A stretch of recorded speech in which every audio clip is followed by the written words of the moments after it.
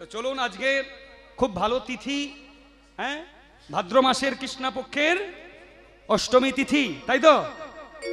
বেশ, চলুন আজকে আমাদের প্রথমে যেতে হবে কোথায়? প্রথমে আমাদের যেখানেই যাই গাই আগে আমাদের গৌরচন্দ্রিকা আস্বাদন করতে হয়। তা গৌরচন্দ্রিকা আমরা আস্বাদন করে নেব, কেমন? মহাজন কি বললেন আমরা শুনবো। মহাজন বললেন, ও মায়েরা, আস্তে আস্তে, আচ্ছা আপনারা বলুন, এই আজকের দিনে যেমন ভগবান শ্রীকৃষ্ণের জন্ম, তেমন কলিযুগের ভগবান যিনি গৌর সুন্দর, এনার জন্ম কবে? কবে জন্মেছিলেন মায়েরা? কলিযুগের যিনি ভগবান গৌর সুন্দর, এনার জন্ম কবে? 1407 শতাব্দী 23শে ফাল্গুন শনিবার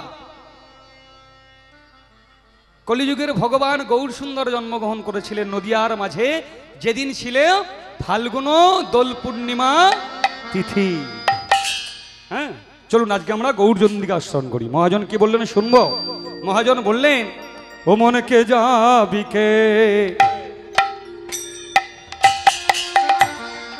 যাবি ভাই রে,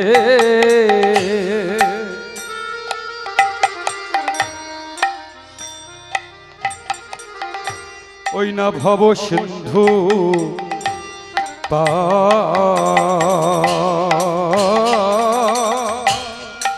ওই না কে যাবি কে, যাবি যাবি ভাই রে,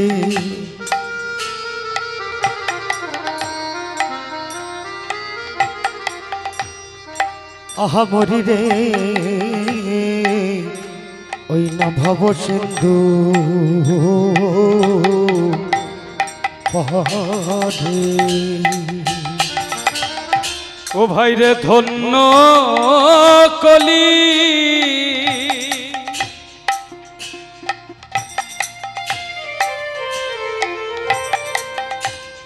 কলিযুগ ধন্য,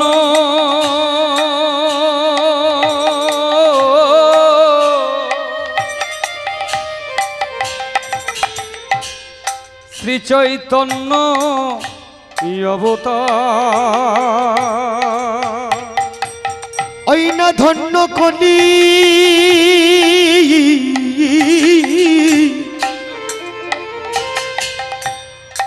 আহা যুগ ধন্য,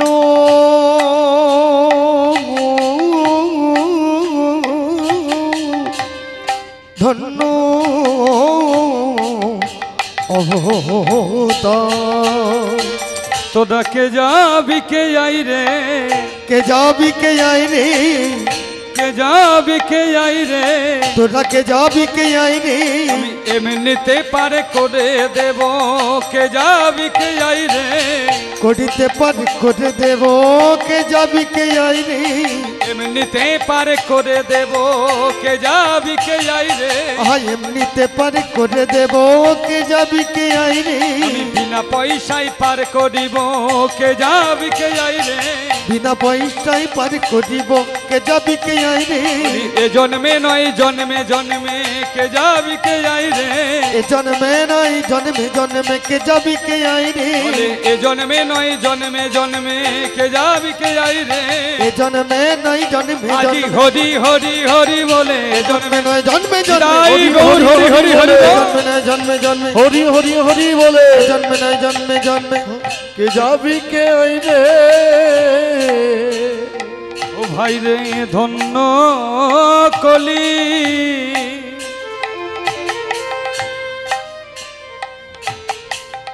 আহা যুগ ধন্য,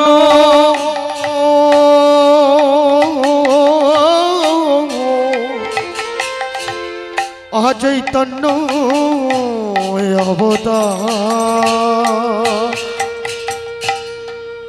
হরি বল। মায়েরা একটু শুনুন, এটা বৈষ্ণব পদাবলী। বললেন, কে যাবি ভাই ভব সিন্ধু পার। আজ থেকে 550 বছর আগের লেখা। মহাজন যিনি লিখেছেন আজ থেকে 550 বছর আগে লিখলেন, কে যাবি ভাই ভব সিন্ধু পার। ধন্য কলি যুগের শ্রী চৈতন্য অবতার। কে লিখছেন? ঠাকুর লোচন দাস। হরি বল। কত সুন্দর লিখলেন, বললেন কে যাবি ভাই ভব সিন্ধু পার, ধন্য কলি যুগের শ্রী চৈতন্য অবতার। মায়েরা লক্ষ্য করুন, ভগবান কলিযুগের ভগবানকে ধন্য বললেন কেন?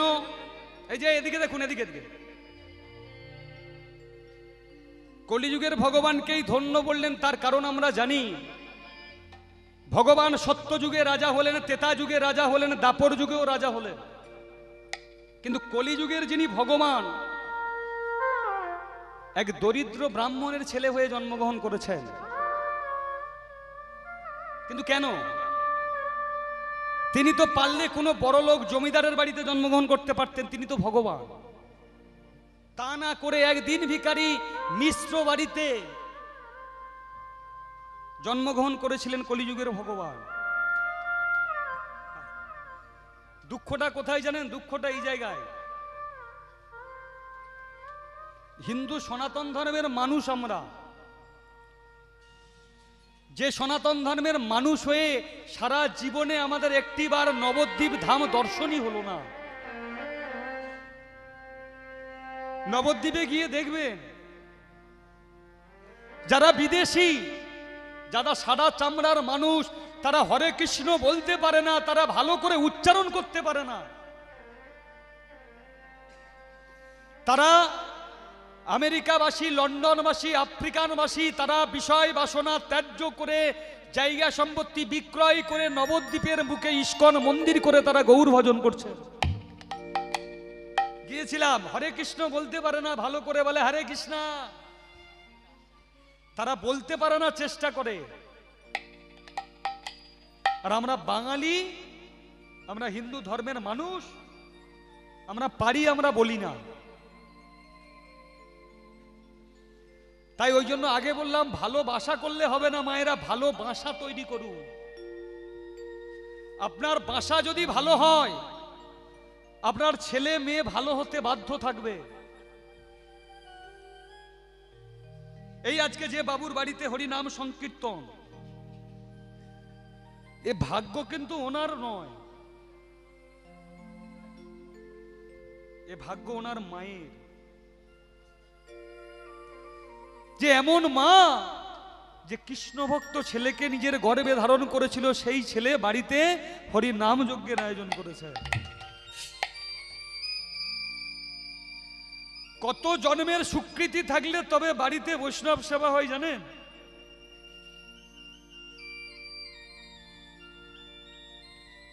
তো আমি আজকের লীলা প্রারম্ভে সেই মায়ের চরণে শতকোটি প্রণাম, যে মা এমন সন্তানের জন্ম দেয় যে যার বাড়িতে হরি নাম যজ্ঞের আয়োজন হয়। কেন এ ভাগ্য সবার হয় না মা। কোটি জন্ম থাকলে ভাগ্য, তবে বিষয় ছেড়ে হয় বৈরাগ্য। এত সহজ নয়। তবে একটা কথা,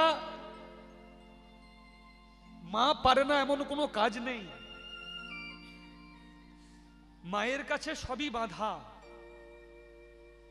নারীর কাছে যেমন জগৎ সৃষ্টি, তেমন নারীর চরণেই অঞ্জলি দেয় স্বয়ং ভগবান।